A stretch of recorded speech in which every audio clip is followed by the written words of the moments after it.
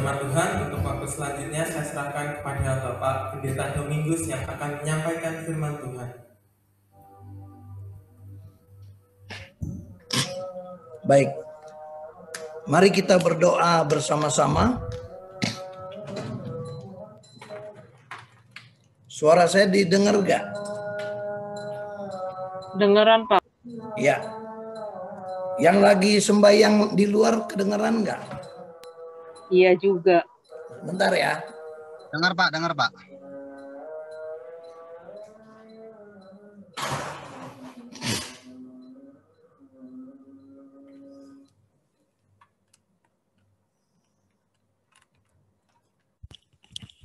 Halo, dengar nggak? Halo. Dengar Pak, dengar Pak. Oke ya, dengar ya. Baik, terima kasih. Sekarang kita mau membuka firman Tuhan dari Kisah Para Rasul pasal yang ke-16 ayat 1 sampai 3. Ya, mari kita membaca bersama-sama, tapi di tempat masing-masing. Saya yang buka speakernya. Saya mau bacakan ini sekarang. Paulus datang juga ke Derbe dan ke Listra. Di situ ada seorang murid bernama Timotius. Ibunya adalah seorang Yahudi dan telah menjadi percaya. Sedangkan ayahnya seorang Yunani. Timotius ini dikenal baik oleh saudara-saudara di Listra.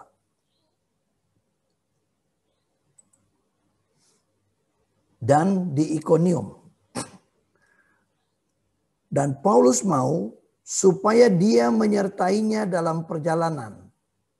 Paulus menyuruh menyunatkan dia karena orang-orang Yahudi di daerah itu. Sebab setiap orang tahu bahwa bapaknya adalah orang Yunani. Nah, mari kita melihat pribadi Timotius. Ya, Timotius, dia ini seorang anak muda. Kita sudah tahu, ya, dia seorang anak muda dan dia dididik oleh orang tuanya, oleh omanya.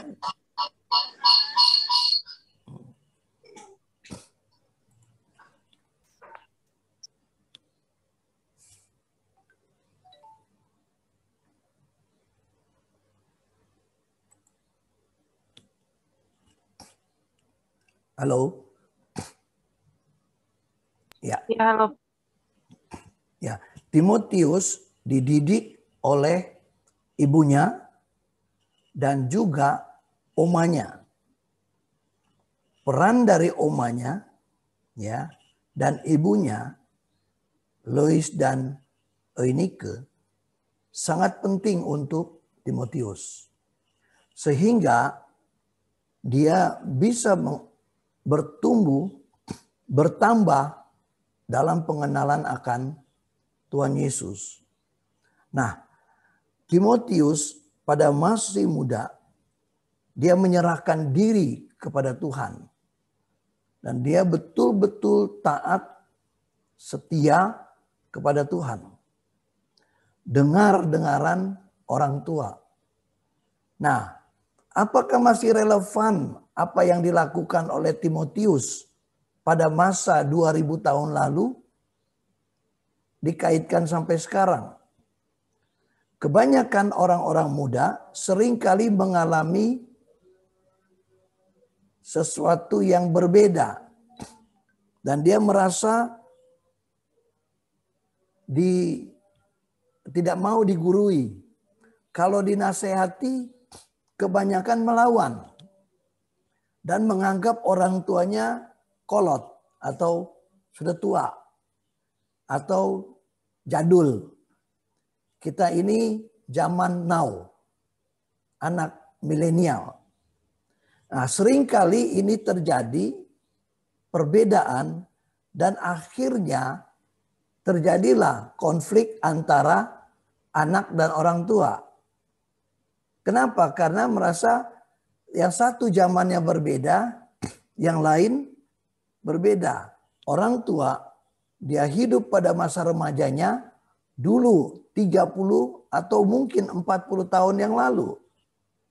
Belum ada internet, belum ada WA, belum ada handphone, belum ada Zoom apalagi. Ya. Televisi pun masih hitam putih. Itu pun kalau nonton di desa, di kelurahan, satu televisi ditonton rame-rame. Nah, masa-masa susah, masa sulit seperti itu berbeda sekali dengan orang-orang muda pada masa kini. Komunikasi bisa jalan lancar. Handphone kebanyakan punya handphone, ya. Kebanyakan kalau kita tanya, ya kalau nggak punya handphone berarti ketinggalan zaman sekarang ini. Jadi rata-rata semua orang muda punya handphone. Jadi komunikasi cukup lancar, ya. Nah, tergantung dia mau gunakan handphone itu seperti apa dan untuk apa. Nah, puji Tuhan kalian orang-orang muda GKRI, baik GKRI Madiun, GKRI Malang, GKRI Philadelphia Carlton, GKRI di Sumatera Utara, GKRI Proskinio di Jabar Banten, ya, dan juga di Jawa Tengah, ya. Ada yang dari Lampung, semua bersyukur bahwa memakai handphone untuk mendengar firman Tuhan, untuk bersekutu, untuk memuliakan Tuhan. Tetapi bagaimana dengan orang-orang di luar sana? Dan kebanyakan orang juga menggunakan handphonenya untuk menipu, untuk mencaci maki orang, dan untuk melakukan hal-hal yang tidak baik, bahkan juga menghujat Tuhan dan tidak jarang ya menimbulkan kekacauan di dalam kehidupan.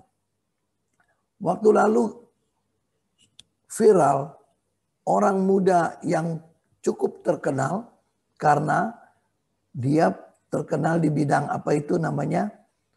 komedi, ya. Nah, dia memberikan seperti instruksi dan itu kebanyakan orang ikut. Dan bahayanya instruksi itu untuk melakukan sesuatu yang menimbulkan kekacauan. Nah, jadi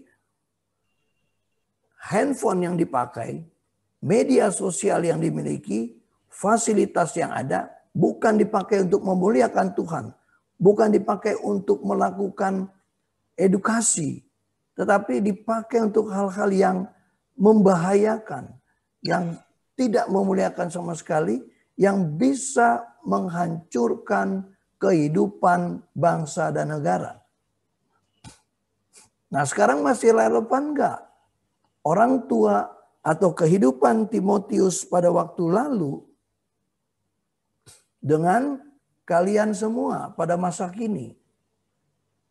Sedangkan dengan orang tua perbedaan mungkin sekitar 30-an, 40 tahun. Tetapi kalau kita melihat Timotius, dia hidup paling tidak sekitar 2000 tahun lalu. Jadi perbedaan waktu yang sangat panjang, sangat jauh. Apakah relevan? Nah, kalau kita lihat di sini adalah kebenaran firman Tuhan. Firman Tuhan tetap relevan. Walaupun umurnya 2000 tahun, walaupun umurnya 4000 tahun, ketika kita baca firman Tuhan, seolah-olah kita merasa bahwa ini zaman yang sekarang. Ini berbicara tentang saya pada masa kini. Itulah kehebatan kuasa firman Tuhan. Dia sanggup melewati batas waktu, jarak waktu. 2000 tahun, 3000 tahun yang lalu, ketika kita baca firman Tuhan saat ini, kita mempunyai makna yang jelas juga. Kenapa? Karena firman Tuhan itu hidup. Kembali kepada Timotius. Timotius, dia seorang muda. Dan dikatakan di sini seorang murid. Ya, dia dibimbing, dia diarahkan oleh orang tuanya, oleh ibunya, oleh neneknya. Dia taat, ya. Dia baca kitab suci, dia dengar arahan orang tua, dan hasilnya dia terkenal baik. Ayat yang kedua dikatakan Timotius ini dikenal baik, ya, oleh saudara-saudara di Listra dan di Ikonium. Jadi kehidupan Timotius menjadi berkat, ya. Jadi orang muda seperti Timotius disanggupkan oleh Tuhan untuk menjadi berkat bagi banyak orang. Dan dia terkenal baik. Nah, kalau kita aplikasikan dalam hidup kita, orang-orang muda kita yang ikut persekutuan KMKN sekarang ini, apakah kalian terkenal baik? Siapa yang baik? Adakah di antara kita yang terkenal baik? Mudah-mudahan baik. Tapi jangan sampai orang tua yang lain melihat anaknya main bergaul dengan kita, lalu dilarang karena kita dianggap tidak baik. Biarlah kita mewarnai yang lain dengan perbuatan-perbuatan baik kita. Dan inilah kehidupan muda-mudi masa kini. Kalau kita melihat orang-orang yang lain begitu bebas keadaan mereka begini dan begitu. Dan kebanyakan mereka mencari jati diri. Kalian juga mencari jati diri. Kadang-kadang orang juga mengambil contoh artis-artis yang terkenal. Bintang-bintang film. Atau juga bintang sepak bola. Atau juga pemusik. Dan lain sebagainya. Lalu kita ikut. Atau juga mencontohi pemain sinetron dan lain sebagainya. Ini orang-orang yang sedang krisis pribadi. Dia mencari idola-idola. Nah, kalau kita melihat di dalam kebenaran firman ini, ternyata orang yang mengidolakan Tuhan, yang mengidolakan hamba Tuhan, rasul, secara khusus mengidolakan Tuhan kita, Yesus Kristus. Dia akan terus-menerus dibimbing, diarahkan, dan masa depannya menjadi baik. Masa depan yang penuh harapan. Nah, orang-orang muda yang sedang mencari jati diri sangat rentan, sangat berbahaya kalau tidak diisi oleh firman Tuhan. Kalau tidak diajar oleh firman Tuhan. Kalau tidak diarahkan bagaimana hidup yang baik. Kalau tidak diarahkan untuk belajar sungguh-sungguh. Dan ini sangat berbahaya. Dan generasi berikut akan hancur, akan rusak. Kita melihat orang-orang yang terlibat narkoba. Bukan hanya orang yang di luar. Tetapi juga ada, kalau saya melihat ada juga orang-orang Kristen yang terlibat di situ. Kasus pencurian, kasus penganiayaan, kasus pembunuhan. Ada juga orang-orang Kristen. Kalau kita mengunjungi di lapas, ya, lembaga permasyarakatan. Saya beberapa kali ke lembaga permasyarakatan dan saya melihat suka pelayanan juga, ada ibadah. Ternyata juga ada banyak orang Kristennya. Nah, kenapa mereka seperti itu? Karena mereka tidak mendengarkan kebenaran firman Tuhan. Kalaupun mereka mendengar firman, mereka tidak mau turut akan firman Tuhan. Dan kalau kita selidiki lagi pada masa mudanya, bagaimana hidup kamu? Pasti dia nggak dengar-dengaran sama orang tuanya. Dan dia menolak kalau dinasehati. Dia marah. Nah, kalau sudah terlanjur baru menyesal. Ketika saya kunjungi dalam pelayanan di penjara, saya ngobrol sama mereka, saya tanya, gimana kira-kira? Nyesel nggak? Nyesel sekali. Kalau saya tahu firman Tuhan ini, saya nggak di sini.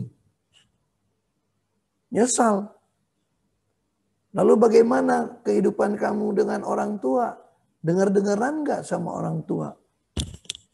Itulah Pak Pendeta. Orang tua arahkan, saya tidak mau dengar, tidak mau terima. Ya, itu salah satu kegagalan kita sebagai orang muda, menolak bimbingan orang tua. Timotius menghargai bimbingan mamanya. Timotius menghargai bimbingan omanya. Dia nggak gengsi, ya. Dia nggak rasa malu kalau dibina oleh orang tuanya. Dan dia berdoa, dia juga baca kitab suci, dan akhirnya kehidupannya bagus. Kehidupannya punya masa depan, dan dia dipakai Tuhan untuk melayani Tuhan. Dan kita melihat ada surat Timotius, 1 Timotius, 2 Timotius. Dan apa yang dicari orang-orang pada saat ini yaitu kekayaan, harta benda, ketenaran, nama. Paling seneng cari nama. Ya. Timotius dengan sendirinya karena mengikut Tuhan, namanya abadi. Dia dikenal 2000-an tahun sampai sekarang ini. Kita tahu tokoh-tokoh yang lain terkenal pada zamannya. Begitu abad berlalu, dia sudah tidak terkenal lagi.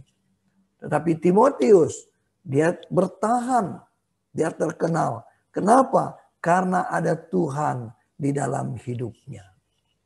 Dia nurut nasihat orang tuanya. Bagaimana dengan muda-mudi kita? Masihkah saudara mau mengikuti, menuruti nasihat orang tua? Kalau ada di tempat yang jauh saudara sendiri, saudara jangan khawatir juga. Tetap berdoa, tetap baca firman, tetap bersekutu. Karena kekuatan, hikmat hanya dari Tuhan. Kadang-kadang pergaulan-pergaulan kelihatannya baik, tetapi belum tentu baik. Kelihatan teman-teman baik, tapi kadang juga menjerumuskan. Dan kita tidak tahu, karena orang muda pandangannya masih sejauh mata memandang. Orang muda pandangannya belum panjang, belum jauh. Dia apa yang dianggap baik itu dikerjakan. Orang tua sudah melihat, dia mengingatkan. Tapi kalau saudara yang merantau, ya kan sendiri. Kadang-kadang ada masalah, ada pergumulan, ada kesulitan-kesulitan. Pertama, doa minta pertolongan Tuhan Yesus. Dan juga membaca firman Tuhan, jangan lupa. Kemudian persekutuan. Kita bersyukur kita punya persekutuan Zoom seperti ini. Ya, via Zoom. Akhirnya semua bisa ketemu. Dari Madiun ada. Dari Kalimantan Tengah ada. Dari Sumatera Utara ada. Dari Bandung ada. Dari Banten ada. Dari Madiun, dari Malang ada. Ya. Bahkan ada yang dari Jerman juga. Untuk Karisya. Puji Tuhan. Nah, dalam waktu yang bersamaan. Kita bisa mendengarkan firman Tuhan. Puji Tuhan. Ya. Nah, ini kesempatan indah. Dan saya berdoa untuk kalian semua. Kiranya Tuhan memberkati orang-orang muda. Amin. Tuhan berkati studi kalian. Ya, yang masih kuliah, ya, yang baru lulus SMA, atau juga yang baru lulus mau masuk SMA, atau juga yang sudah di SMA semua. Masa depan kalian ada di dalam tangan Tuhan. Tuhan akan memberkati kalian semua. Amin. Dan Tuhan akan memberkati juga langkah kehidupan ke depan. Jangan takut nanti saya mau kerja di mana. Tuhan akan siapkan pekerjaan itu. Apa yang akan Tuhan lakukan untuk kita. Tuhan tidak pernah meninggalkan anak-anaknya. Percayalah, kalau saudara sekarang ini sedang kuliah, doa sungguh-sungguh, Tuhan cukupkan dana yang diperlukan. Tuhan cukupkan buku-buku yang diperlukan. Segala sesuatu. Sampai juga pergaulan-pergaulan yang ada. Dan masa depan yang ada di depan. Termasuk teman hidup juga. Doakan teman hidup dari sekarang. Jangan salah memilih. Karena sangat berbahaya. Kita berdoa dan saya berdoa untuk muda-mudi kita. Supaya Tuhan berikan jodoh yang takut akan Tuhan. Yang mengasihi Tuhan. Kalau sudah mengasihi Tuhan Yesus, pasti dia mengasihi pasangannya. Jadi cari yang di dalam Tuhan Yesus. Ya, berdoa sungguh. Kadang-kadang kita pikir kok lama amat, ya sabar. Tuhan akan berikan yang terbaik. Jangan coba-coba, jangan cari-cari. Apalagi obral jual jual murah. Jangan. Anak-anak muda, orang-orang percaya ini mahal harganya. Banyak orang yang cari-cari. Jadi saudara-saudara sekalian, Tuhan siapkan masa depanmu. Tuhan siapkan jodohmu. Tuhan siapkan pekerjaanmu. Tuhan siapkan segala sesuatu yang kamu perlukan. Itu janji Tuhan. Dan kita tetap berdoa berserah penuh kepada Dia. Ya, yakinlah Tuhan Yesus menolong. Sebagaimana Timotius dipakai Tuhan, Tuhan juga mau memakai muda-mudi GKRI. Tuhan mau memakai kalian semua untuk hormat kemuliaan bagi namanya. Dan tetap jaga persekutuan seperti ini. Kalian bisa berkomunikasi satu sama lain. Kalian bisa sharing seperti tadi kesaksian yang kita dengar. Tuhan buat sesuatu ya. Nah, sharing satu sama lain dan berdoa bersama itu penting. Itu jauh lebih baik daripada cari hal-hal yang di luar daripada ke Kristus. Nah, orang-orang muda yang dikasihi Tuhan, kiranya Tuhan memberkati sekalian, tetap maju dalam Tuhan, ya, tetap juga menjaga kesehatan, dan biarlah kalian dipakai Tuhan untuk memuliakan namanya. Dan kita juga tetap berdoa. Satu waktu kita bertemu kemarin atau minggu lalu, kita sudah bicarakan tentang KMKN 4 yang akan diadakan di Bandung. Dan kalau bisa itu bulan Desember. Terus kita doakan terus. Dan kalian coba menabung uang. Ya, menabung sedikit-sedikit sambil doakan. Tuhan akan melakukan mujizat-mujizat. Dan pasti siapa yang punya kerinduan, Tuhan akan memberikannya. Apalagi kerinduan kita untuk bersekutu dengan Tuhan. Untuk bersama-sama dengan teman-teman yang lain. Memuliakan nama Tuhan kita, Yesus Kristus. Ya, kiranya Tuhan memberkati kita semua. Dan saya serahkan, ada hamba Tuhan di sini, Pak Yeskiel. Boleh Pak Yeskiel berdoa untuk firman Tuhan ini. Silakan Pak. Mari kita berdoa. Kami mengucap syukur kepadamu Bapa di sorga untuk waktu yang indah kami boleh kembali dikuatkan, disegarkan oleh kebenaran firman Allah yang hidup yang telah disampaikan oleh hamba-Mu Bapak Pendeta Domingus. Terima kasih Tuhan, biarlah seluruh muda-mudi GKRI sebagaimana Timotius Engkau memakai hidupnya sejak masa muda. Maka pakailah juga anak-anak-Mu Tuhan, muda-mudi GKRI sejak masa mudanya untuk menjadi garam dan terang dunia, untuk menyatakan cinta kasih dan kuasa Kristus di tengah-tengah dunia yang menuju kepada kebinasaan ini. Engkau pakai anak-anak-Mu Tuhan untuk menjadi teladan dimanapun mereka berada, baik dalam studi, dalam pekerjaan, usaha, dalam pergaulan, dimanapun, kapanpun. Mereka sungguh boleh menjadi teladan seperti Timotius dalam perkataan, tingkah laku, kasih, kesetiaan, dan kesucian. Terima kasih Bapa di sorga, Engkau menolong anak-anak muda GKRI melewati berbagai pergumulan hidupnya. Biarlah mereka tetap selalu datang kepada Tuhan dan terus belajar, membaca, merenungkan firman Allah. Seperti Timotius yang sejak masih remaja telah mengenal firman Allah yang hidup itu. Terima kasih Tuhan. Kami bersyukur untuk firman-Mu. Berkati hamba-Mu, Bapak Pendeta Domingus. Senantiasa Tuhan berikan kekuatan, kesehatan, dan terus Engkau pakai hamba-Mu ini dengan luar biasa di dalam pelayanan, penggembalaan, dan juga dimanapun hamba-Mu ini menyuarakan kebenaran.